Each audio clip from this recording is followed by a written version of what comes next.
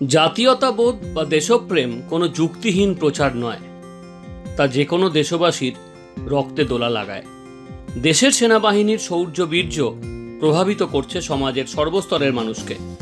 কলকাতার একটি রেস্টুরেন্টে এখন তারই ছোঁয়া, দেখাবো সেই ছবি।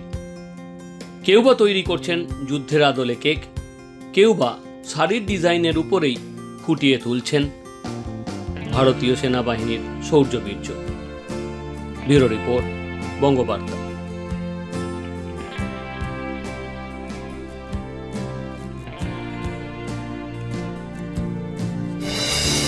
বুদ্ধ আজকে বুদ্ধ বার্তা কি ছিল?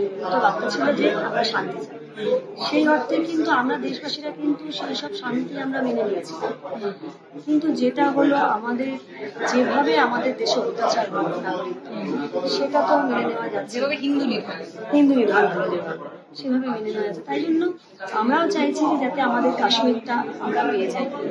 এখন এই হত্যার যে প্রতিবাদটা সেটা চাইছি আমরা চাইছি, দেশবাসীরাও চাইছে তাই। কেননা সেই জন্য এই ট্রিবিউটটা আমাদের।